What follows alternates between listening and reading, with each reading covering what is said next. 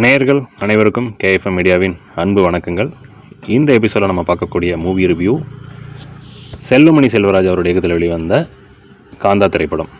இந்த திரைப்படத்தில் துல்கர் சல்மான், பாக்யஸ்ரீ, சமுத்திரக்கனி, நிழல்கள் ரவி, ராணா ரகுபதி, பகவதி பெருமாள், வையாபுரி மற்றும் பலர் இந்த படத்தில் நடிச்சிருக்காங்க. இந்த படத்துடைய கதை என்னன்னு பார்த்தீங்கன்னா,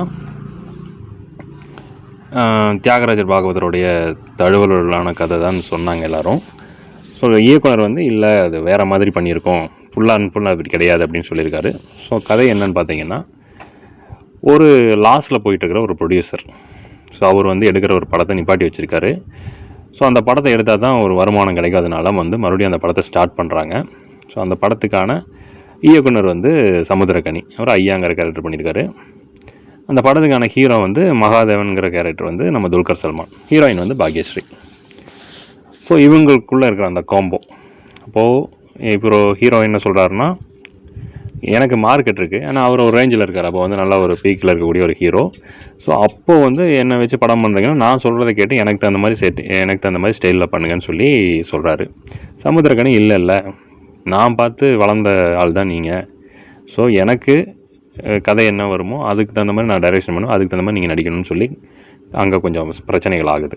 ஸோ டெய்லியும் செட்டுக்கு வரும்போது சண்டை சச்சரவுகள் அப்படி தான் படம் போகும். ஸோ அவங்களுடைய அந்த ஈகோ ஸ்கிளாஷ் எல்லாமே நல்லாயிருக்கும்.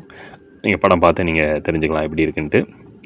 பாக்யஸ்ரீ என்னை வளர்த்து விட்ட இயக்குனரா இல்லை துல்கர் பக்கம் நிற்கிறதா அப்படிங்கிறதுல ரொம்ப கன்ஃபியூஷனாக அவங்களும் அந்த கேரக்டர் பண்ணியிருப்பாங்க. ரொம்ப அழகாக நடிச்சிருப்பாங்க, அப்போத்த ஹீரோயின் மாதிரியே. ஸோ இதுக்கப்புறம் அந்த ஷெட்டில் ஒரு சம்பவம் நடக்கும், ஒரு கொலை நடக்கும்.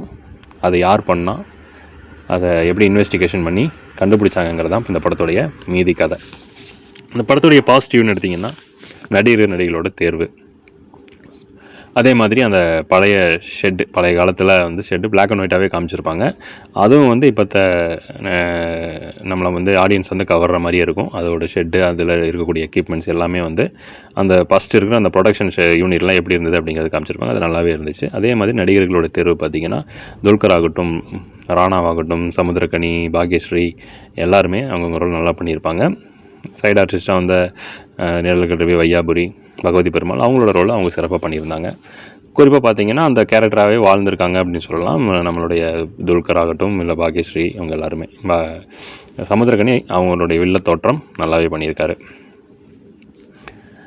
ஸோ இதெல்லாமே இந்த படத்துடைய ப்ளஸ் சினிமாட்டோகிராஃபி, எடிட்டிங்கும் அங்கங்கே படத்தை தாங்கி பிடிச்சிருக்கு. மியூசிக்கும் பேக்ரவுண்ட் ஸ்கோரிங்கும் ஓகே ரகமானதாக இருக்குது.